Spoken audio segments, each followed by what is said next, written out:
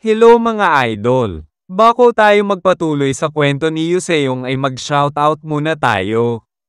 Shoutout po sa iyo Idol Living Hope sa Mampong, shoutout po sa iyo Idol Harold pati kay Idol Emmanuel Juanito ng Hagunoy, Bulacan at sa Kabakungan Family ng Santa Maria Hermosa, Bataan, shoutout po sa iyo Idol Rems Pag-ala, shoutout po sa iyo Idol Kurt Dial Magtatayaw at sa iyo Boss Lani Lin, shoutout po sa iyo Idol Ruben Labanon, shoutout po sa iyo Idol Anon, shoutout po sa iyo Idol Rayber TV at sa anak mo na si Gregor. Shoutout po sa iyo Idol Jason Del Lova at kay Miss Jennifer Besana Yaubet ng Rojas City Capiz. Shoutout po sa iyo Idol Santino Dayaw. Shoutout po sa iyo Idol sa puso mo lang pati kay Ariel na kalbo na parang si Sakuragi na palaging busted. Shoutout po sa iyo Idol Philip Superioridad. Shoutout po sa iyo Idol Arman Vlogs at sa mga anak mo na makukulit na sila RD at Third at Azonti at sa asawa mo na malakas ang toyo na si Daisy. Shoutout po sa iyo Idol Ruben Mantalaba at shoutout po sa iyo Idol Arnel Encinas.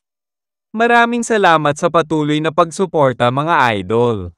Sa pagpapatuloy, sa isang madilim na silid ay makikita natin si Gyeonghon habang nakaupo sa gilid ay napapatanong na lang siya sa sarili niya kung bakit siya pa, bakit ang lahat ng tao ay pinapahirapan siya. Habang may lumalabas na apoy sa katawan nito ay nagagalit na lang si Gyeonghon, sinasabihan niya ang demonic flame na umalis ito sa kanya. Sa kasalukuyan ay makikita natin na tuluyan ng nilamon si Gyeonghon ng demonic flame. Sa kabilang banda ay unti-unti si Yuseong naglalakad, hawak ang sandata nito ay palapit siya sa kinaroroonan nila Agolta. Naiinis naman na sinabi ni Monbyuk na porsigido ang bastardo na si Yuseong. Nagulat naman si Agolta sa napansin niya kay Yuseong. Habang nakatingin kay Yuseong ay hindi na lang siya makapaniwala sapagkat parehas itong direktang tinamaan ng pag-atake nila ng oso, subalit nakabangon pa rin ito na parang wala lang nangyari. Kung titignan ito ay parang hindi naman ito nagtamo ng pinsala, kung nagtataglay ba ito ng bakal na pangangatawan o may teknik ito sa pagpapalakas ng katawan nito, habang pinupunasan ng dugo sa bibig, sa isip-isip ni Yuseong na expected na niya ito sa isang mandirigma na hindi nakikita kung ilan ang level. Ngunit malayo pa ang lakas nito kung ikukumpara sa lakas na meron si Mamoru Miyamoto, at saka kaya niyang makita at masundan ang galaw nito. Seryoso naman na napatingin si Agolta kay Yuseong. Ayon kay Agolta na mukhang si Yuseong ang tipo ng tao na hindi agad sumusuko, kaya kung ganoon ay gusto niyang magmungkahi ng panukala. Ang pakikialam ng grupo ni Yuseong ay naging dahilan ng pagwawala ngayon ng ikatlong anak ng pamilyang Bukli. Kung maaari ay patayin ni Yuseong ito para sa kanila. Kapag napatay ni Yuseong ito ay mawawala na din ang barrier na ginawa nito. Pag nagawa na ni Yuseong iyon ay magkanya-kanya na sila ng landas. Nagulat at nagtataka na lang si Yuseong sa mungkahi ni Agolta. Sinabi naman ni Monbyuk na hindi pa nila nababawi ang bagay na iyon. Ayon naman kay Agolta na mas importante ang hinaharap kaysa sa isang bagay lamang. Hindi madalas dumarating ang ganitong pagkakataon. Natahimik na lang si Monbyuk dito. Sa isip-isip ni Yuseong bakit biglang nagbago ang ihip ng hangin sa mandirigma na ito. Tinanong ni Yuseong si Agolta kung bakit gusto nitong ipapatay si Gyeonghon, samantalang kabilang ito sa First House of Chaos. Kung gusto lamang ni Agolta na gamitin siya ay kalimutan na nito ito. Alam niya na kapag kinitil niya ang buhay ng miyembro ng Bukli family ay mag-uumpisa lamang ito ng isang digmaan. Sa isip-isip ni Yuseong na ang hinaharap na tinutukoy siguro ni Agolta ay may kinalaman sa pagmamana ng trono ng pamilyang Bukli. Ayon naman kay Agolta na hinihiling din nila na maiwasan ang digmaan, nagtataka naman na tinanong ni Yuseong kung bakit, kani-kanina lang ay sinusubukan nito na patayin siya, tapos ngayon ay gusto nito na pagkatiwalaan niya ito. Ayon naman kay Agolta na hindi na nito kailangan pa pumili kung magtitiwala ito o hindi, ang pagpipilian na lang nito ay kung mabuhay o mamatay. Ayon naman kay Yuseong na hindi pala ito isang mungkahi kundi isang pananakot, sinabi pa nito na hayaan siyang magtanong ng isang katanungan, bakit biglaan na gusto ni Agolta na mamatay si Gyeonghon Bukli? Ayon naman kay Agolta na ang kapangyarihan na meron si Gyeonghon ay parang isang lason para sa kanila, Lahat sila sa magulong paksayan ay magbebenepisyo pag mawala na ito. Gusto niya lang subukan na gamitin ang pagkakataon na ito para mangyari iyon. Sa isip-isip ni Yu Seong na kung mamamatay si Gyeonghon Bukli, ang isa sa prime evil incarnates ay mawawala tulad ng gustong mangyari ng dull-minded sage. Kung tutuperin ni Agolta ang pangako na hahayaan nitong mabuhay ang Shadowless Prowler ay hindi na masama ang mungkahi nito, ngunit ang pakiramdam niya ngayon ay kakaiba. Maraming beses na silang nagtagpo na para bang isang tadhana ito, mula sa una nilang pagkikita hanggang sa mga araw na tinulungan siya nito noong nakaraang taon sa bundok ng Jongnam. Ano man ang intensyon nito, subalit naiinis siya sapagkat naging malapit na ang loob niya kay Gyeonghon tapos ngayon ay hinaharap niya ang isang pagpipilian na patayin ito. Sa anumang kaso, hindi niya gusto ang ideya na patayin si Gyeonghon. Napapangiti na lang si Yu Seong habang sinasabi na huwag siyang subukan na patawanin ni Agolta. Ang mga ito ay tuminiwalag sa legal na paksayo para makakuha ng maraming kapangyarihan. Ngunit ngayon na meron na silang isang taong nagtataglay ng malakas na kapangyarihan ay gusto ng mga ito na mawala ito. Wala siyang intensyon na makisali sa gulo na meron ang mga ito, at wala rin siyang balak na ipagpalit ang buhay ng iba para sa kaligtasan ng buhay niya. Biglang naghanda si Yu Seong ng isang teknik. Mabilis na naglalaho si Yu Seong sa harap nila Agolta na labis naman na pinagtataka ng mga ito ang ginagawa ni Yu Seong, hanggang sa makalipat si Yu Seong sa likod ng malaking oso. Nabahala naman si Agolta at Monbyuk nang makita na nasa likod na nila si Yu Seong. Ginamit ng ating bida ang teknik na astral projection, hanggang sa tuluyan nang nakapasok ang katawan ni Yu Seong sa malaking oso, at agaran niyang sinalo ang katawan niya habang gumagamit ng telepathy at tinatawag si Juju. Sinabi ni Yu Seong na ang mist formation ay nasira na kaya magagawa na ni Juju na matuklasan ang kinaroroonan ni Master Honjin gamit ang pang-amoy nito. Hanapin ni Juju si Master Honjin sa bilis na makakaya nito. Nilagay na ni Yu Seong ang katawan niya sa likod ni Juju, at mabilis na umaalis si Juju. Nagagalit naman na sinabi ni Agolta na isang walang pakundangan na tanga si Yu Seong. Kung sa tingin ba nito nahahayaan niyang makatakas ito, subalit agara na umatake si Yu Seong habang nasa loob ng oso ang kaluluwa nito. Nagulat naman si Agolta sa ginagawa ng oso niya. Nagawa naman ni Agolta na maiwasan ang malakas na pag-atake ni Yu Seong. Nagagalit na sinabi ni Agolta na kung ano ang ginagawa ng oso. Parang baliw naman na tumatawa si Yu Seong habang nasa katawan ng oso. Nagtataka na lang si Agolta sa nangyayari dito.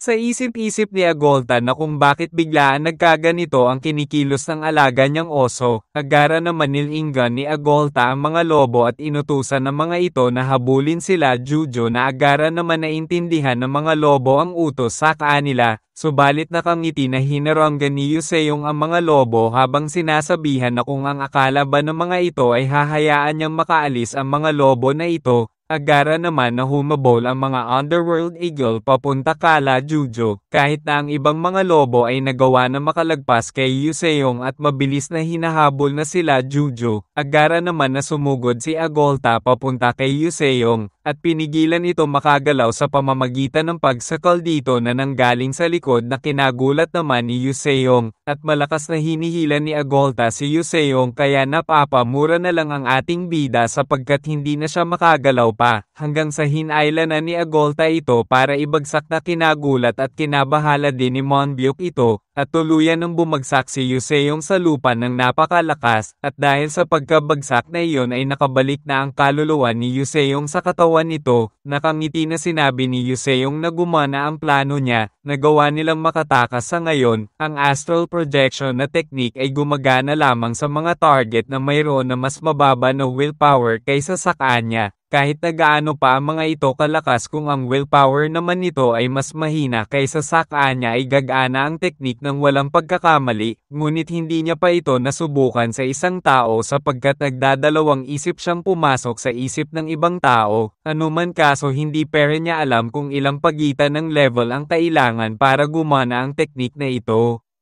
Mabilis naman na sumusugod ang mga underworld eagle papunta kala Yuseong. Napansin naman ng ating bida ang mga ito. Napansin niya din na nakahabol na ang mga lobo at naglalaway ang mga ito at gustong-gusto na silang dakmain. Naiinis na lang si Yuseong sapagkat ang pakiramdam niya ay nasa Animal Kingdom siya ngayon. Hindi niya alam kung kailan pa nakahabol ang mga ito sa kanila. Kaya kinumpas ni Yuseong ang kamay nito para ilabas ang Phantom Bow, at mabilis na naghahanda ng isang pag-atake na tinutok sa mga lumilipad na Underworld Eagle at pati sa mga lobo na humahabol, at malakas na nilunsad ito kung saan ay tinamaan ng sabay ang ibang Underworld Eagle at ibang mga lobo, sabay gamit ng scattering image para makalipat sa likod ng ibang mga lobo na humahabol, at malakas na inatake ng sabay ang dalawang lobo kaya napapasigaw na lang ang mga lobo sa pag-atake na nilunsad ni Yuseong, at agaran nang nakabalik si Yuseong sa likod ni Jujo para magpatuloy sa paghahanap sa direksyon nila Master Honjin. Habang hinihimas ang ulo ni Jujo ay sinasabi ni Yuseong na magaling ang ginawa ni Jujo. Sisiguraduhin niyang bibigyan niya ito ng masarap na alak pag nakabalik na sila sa institute.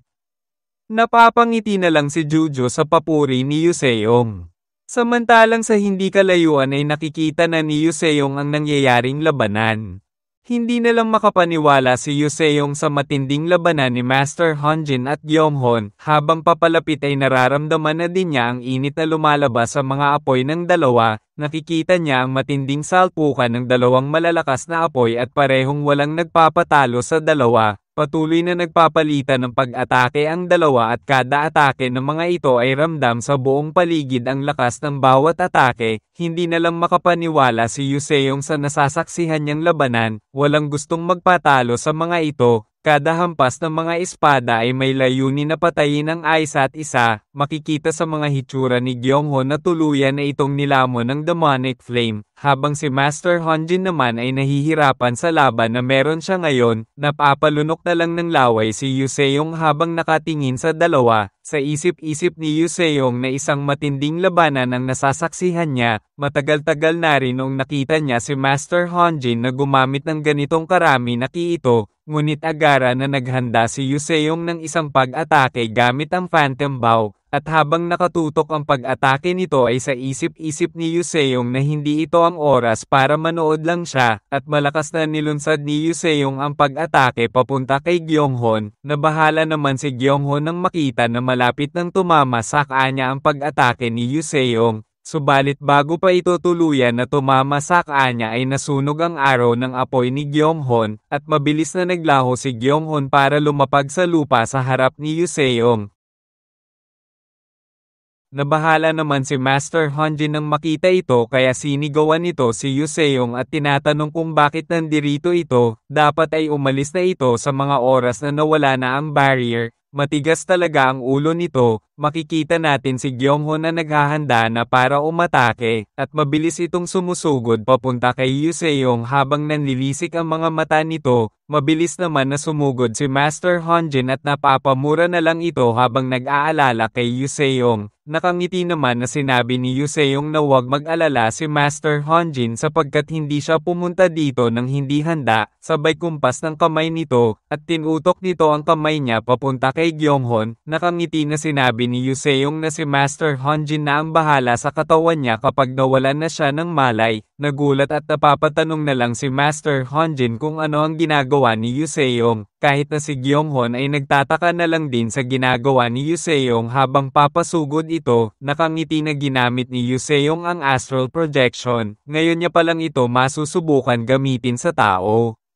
Sa kabilang banda sa kampo ng First House of Chaos, iniaabot ng isang tao ang isang kulay blue na tubig habang sinasabihan si Gyeonghon na inumin ito. Makikita natin ang mas batang si Gyeonghon at tinatanong nito kung bakit niya kailangan inumin ito. Ayon naman sa babae na isa itong gamot na makakatulong kay Gyeonghon para makita ulit nito ang kanyang ina. Alam niya na miss na ni Gyeonghon ang ina nito kaya pag ininom niya ito ay magkikita na sila.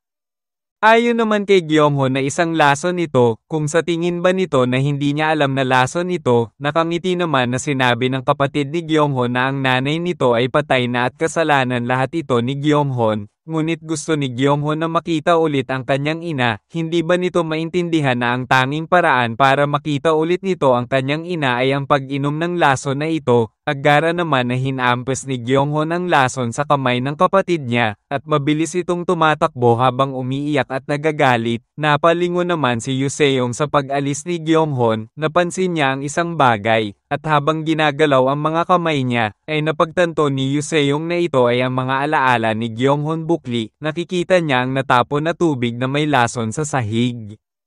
Sa arena ng Institute ng First House of Chaos kung saan nagkakaroon ng labanan ang mga mandirigma, sinabi ni Gyeonghwa Bukli na magtatapos siya sa klase ngayong taon na siya ang manggangune sa lahat at sa huling laban niya sa eskwelahan na ito, sabay turo sa isang tao, at malakas na sinigaw ni Gyeonghwa Bukli na hinihiling niya na makalaban ng kapatid niya na si Gyeonghon Bukli. Nagtaka naman ang kanan kamay ng First House of Chaos sa nais ni Gyeonghwa. Kaya sinabi nito na si Gyeonghon Bukli ay bagong pasok pa lamang sa institute na ito, hinahayaan nila itong pumili ng makakalaban nito ngunit dapat ay ang piliin nito ay sa pagitan lamang ng mga mas matatanda na mandirigma o kaya ang mga guro nito. Ayon naman kay Gyeonghwa na totoo na baguhan pa lang si Gyeonghon ngunit alam naman nilang lahat na hindi ito tulad ng ibang mga baguhan. Ito ay isang talunan na sinusubukan na gamitin ang kanyang asul na apoy sa edad na 5 taon pa lang at nauwi sa pagpatay sa sarili niyang ina. Ipinanganak din ito na may kapangyarihan ng Prime Evil Incarnate. Ito ay kapangyarihan na magdudulot ng kaguluhan sa mundo. Ngayon na ang edad nito ay 17 na, hindi ba panahon na para managot ito sa kanyang kapangyarihan? Ayon naman sa kanan kamay ng First House of Chaos na totoo na naiiba si Gyeonghon ngunit hindi parang dapat ito ang makalaban ni Gyeonghwa. Subalit biglang nagsalita ang leader ng First House of Chaos at sinabi nito na tama si Gyeonghwa, nasa hustong gulang na ito para panagutin ang kanyang sarili. Kaya hayaan nilang marinig ang sagot ni Gyeonghon sa hamon ni Gyeonghwa. Hindi na lang makapaniwala si Yuseong nang marinig ang mga sinabi ng leader ng First House of Chaos. Makikita natin ang kasalukuyan ng Gyeonghon at tinatanong si Yuseong kung ano ang gagawin nito sa sitwasyon na ito kung ito ang naligay dito. Sabay tingin kay Yuseong habang tinatawag na Chorang yung ito. Seryoso naman na sinabi ni Yuseong na tama siya ng hula na alam ni Gyeonghon na nasa loob siya ng utak nito. Natahimik lang si Gyeonghon dito, at sinabi niya na ang naging desisyon niya sa sitwasyon na ito ay ang iangat ang kanyang kapatid. Habang nanunood ang lahat, makikita natin na nakatamba na si Gyeonghon at walang kahirap-hirap na natalo ito. Sinabi pa nito na ito naman ang gustong makita ng lahat, ang makitang kaawa-awa siya, ang kanyang kapatid na babae, pati ang kanyang ama, at ang lahat ng tao na kinukonsidera niyang mga kaibigan. Tuwang-tuwa ang mga ito na para bang napanood nilang makita na natalo ang kontrabida. Kailan pa nagkaroon ng pakialam ang magulong Park Seo-yeon sa hustisya? Nabubuhay lang siya para maramdaman ang pakiramdam ng hindi siya gusto ng lahat. Habang nakatingin sa sitwasyon ni Gyeonghon ay sa isip-isip ni Yuseong na alam niya sa umpisa pa lang na hindi siya talentado tulad ng iba. Ngunit ang isipin na kahit na si Gyeonghon ay hindi kapani-pani walang talentado, ay nagdusa ito tulad niya. Ang pagiging talentado pala ay maaari ring humantong sa gayong paghamak, isa itong masakit na katotohanan. Habang humihigod ng sigarilyo, sinabi ni Gyeonghon na ito ay isang mundo kung saan ang malakas ay binibiktima ang mahina, ngunit ang isang bagay na tulad nito ay hindi na nakakaabala sa kanya. Habang naglalakad papasok sa isang gusali ay tinatanong ni Yuseong kung nasaan sila ngayon. Ayon naman kay Gyeonghon na nasa pangunahing bahay sila ng First House of Chaos. Ito ang Southern Martial Arts Academy. Ito ay isang lugar ng pag-aaral na katulad ng Higher Institute of Murem nila Yuseong. Gaya ng nasaksihan ni Yuseong kanina, dito siya sinubukan na painumin ng lason ng kanyang kapatid. Sinabi niya sa kanyang ama ang mga nangyari na iyon. Ngunit ang tanging natanggap niya ay isang matinding pag-elit. Huwag kang magsalita ng mahina, tama na ang iyong paghikbi, kung gusto mong mabuhay maging mas malakas ka. Ang lahat ng iyon ang mga sinabi sa kanya ng kanyang ama sa edad niyang 11 pa lamang. Sa isip-isip ni Yuseong na noong nakaraan kong buhay, Naisip ko na talento ang kailangan ko para makilala, ito ang dahilan kung bakit lagi akong gutom sa talento, palagi akong nalulungkot na hindi ako ipinanganak na may anumang talento, pero sa puntong ito, masasabi ko pa ba na si Gyeonghon Bukli na pinaka-pinagpala sa kapangyarihan at talento sa First House of Chaos ay nabubuhay ng mas maganda buhay kaysa sa akin? Kahit papaano, mayroon akong pala sermon ngunit kamanghamanghang ama na nagsumikap sa pag-aalaga sa akin, nagsaluhan sila ng inuman at tawanan habang malakas ang usapan. Tinanong ni Gyeonghon si Yuseong kung alam ba nito kung ano ang pangalawang desisyon niya, nakangiti na sinabi ni Gyeonghon na ito ay ang kamatayan, kaya ininom niya ang lason para sa sarili niya habang nagnanais na makitil na ang miserableng buhay na meron siya, at siya ay nasa bingit ng kamatayan sa loob ng isang buwan. Mayroon lang akong isa o dalawang tagapag-alaga na nagbabantay sa akin, ngunit ang sumpang ito ay tumangging bigyan ako ng kamatayan, at doon nag-umpisang lumabas ang malakas na apoy sa kanyang katawan. Sa sandaling nagising ako sa kapangyarihang ito, ang una kong ginawa ay ang paluhudin sa harap niya ang kanyang kapatid para sa lahat-lahat ng mga kalapastanganan na dinulot nito sa kanya simula pa lang. Tinanong ni Yuseong kung paghihiganti ba ito, sinang ayon na naman ito ni Gyeonghon Bukli at ito ay napaka-personal na paghihiganti. Sa isip-isip ni Yuseong na ito ay nagpapaalala sa kanya noong pinarusahan niya si Jin Do-gum para sa nakaraan pang-aabuso at pang-bobyuli sa kanya sa nakaraan niyang buhay. Marami silang pagkakatulad ni Gyeonghon Bukli ngunit sa ibang kahulugan. Habang nakapikit ay sinabi ni Yuseong na ang rason kung bakit siya narito ay, subalit hindi ni Yuseong natapos ang sasabihin nito ng parang baliw na sinasabi ni Gyeonghon na sa oras na iyon, sinabi ng lahat na nababaliw na daw siya, ngunit hindi pa ako nakaramdam ng mas malinaw, hindi pa nagsisimula ang tunay kong paghihiganti, gusto kong patayin ang aking ama gamit ang sarili kong kamay, pagkatapos kapag ako ay naging pinuno ng First House of Chaos, ay tatayo siya sa tuktok ng basurang mundong ito, ganyan ako makakaganti dito sa mundong nagsumpa sa akin, at para magawa iyon, kailangan niyang mabawi ang ninakaw sa kanya ng Shadowless Prowler. Sinabi naman ni Yuseong na hindi niya man alam kung ano ang ninakaw ng Shadowless Prowler dito, ngunit hindi iyon makatarungan. Nakangiti na tinanong ni Gyeonghon kung ano ang pinagsasabi ni Yuseong, sabay mabilis na sumusugod para sa antokan ng ating bida, habang sinasabi na ano naman ang alam mo. Malakas na tumama sa sahig ang suntok ni Gyeonghon, nagawa naman ni Yuseong na maiwasan ang pag-atake na iyon at habang dumudulas pa atras ay sa isip-isip nito na sa panglabas ay nagwawala ito at hindi makontrol. Ngunit bakit parang nagpipigil pa rin ito, hindi niya pwede magamit ang kanyang mga sandata,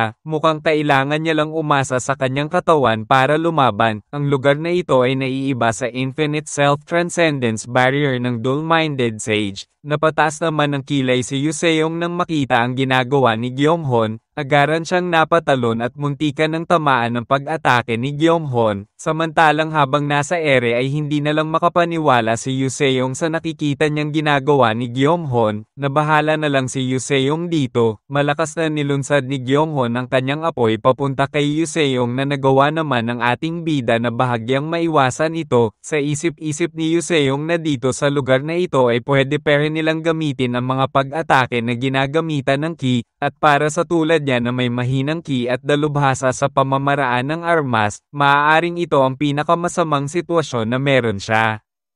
Tinawag ni Yuseong si Gyeonghon at tinanong niya ito kung pwede ba siyang magtanong dito, ano ba ang eksaktong ninakaw ng Shadowless Prowler dito para gawin ni Gyeonghon ang lahat ng ito. Ayon naman kay Gyeonghon Bukli na ilang taon na ang nakalipas, gumuho ang isang maliit na stone tower sa likod ng Southern Martial Arts Academy. Ito ay medyo luma at inabandona. Kaya isipin ng aking pagkagulat nang natuklasan niya ang isang bagay na espesyal sa loob, ito ay ang true body of Sarira, sa madaling salita, ito ay ang bato ng Buddha. Alam ko sa sandaling itinoon ko ang aking mga mata dito, sa pamamagitan ng bato na iyon, hindi ko na kailangang umasa sa mapahamak na sigarilyo na ito para kontrolin ang kanyang kapangyarihan, ngunit dahil ito ay pambihirang bagay ng Buddha, tulad ng inaasahan, ang matatandang basura na iyon mula sa Merhem Alliance ay naiinggit dito. Kung tama ba siya, sabay mabilis na sumugod papunta kay Yuseong. Nagkasabayan naman ang dalawa na nakalunsad ng direktang suntok sa isa't isa. Nakangiti na sinabi ni Yuseong na mas nagpapatunay lang yan na mas malakas siya sumuntok. Nabahala naman si Gyeonghon nang maramdaman ang bigat at lamig ng suntok ni Yuseong. Ginamit ng ating bida ang level 5 na Art of Frost. Ginamit naman ni Gyeonghon ang kanyang apoy kaya natunaw lang ang yelo na pag-atake ni Yuseong. Habang naiinitan ay hindi na lang makapaniwala si Yuseong na hindi sapat ang lakas ng yelo niya para matalo ang apoy nito. Naglunsad ulit si Gyeonghon ng pag-atake na nagawa naman ni Yuseong na mailagan ito. At habang naghahanda ay sa isip-isip ni Yuseong na pagdating naman sa bilis at pangangatawan ay mas may tiwala siya sa katawan na meron siya. Kaya niyang maiwasan ang mga pag-atake na nilulunsad ni Gyeonghon. Naiinis na lang si Gyeonghon sapagkat hindi siya makatama kay Yuseong, kaya malakas niyang sinipa si Yuseong subalit ang tinamaan lang ay ang after image nito. Sabay counter-attack si Yuseong at naglunsad ng isang sipa, subalit bigla lang naglaho ang katawan ni Gyeonghon. Sa isip-isip ni Yuseong na ang drifting phantom step na kakayahan ni Gyeonghon ay pumipigil sa kanya mula sa isang tiyak na pagtama. Ang maliit na tsansa na ito ang natatangi na lang niyang aasahan. Susubukan niyang makasabay sa phantom steps habang iniiwasan ang apoy nito, at magpapatuloy lang siya sa paglunsad ng pag-atake hanggang sa mapatigas niya sa yelo si Gyeonghon sa labanan ng kamao sa kamao. Sa kabilang banda sa tunay na mundo, makikita natin na buhat-buhat ni Master Honjin ang katawan ni Yuseong. Maingat na isinandal niya ang katawan ni Yuseong kay Juju. Habang pinagmamasdan si Yuseong ay hindi na lang makapaniwala ito sa mga nangyayari. Habang tinitignan ang katawan ni Gyeonghon na nakatayo at hindi na nagsasalita o gumagalaw pa, nadidismaya na lang si Master Honjin at hindi na lang makapaniwala habang nasa isip nito na kung ano na naman ang ginagawa ni Yuseong sa kaluluwa nito.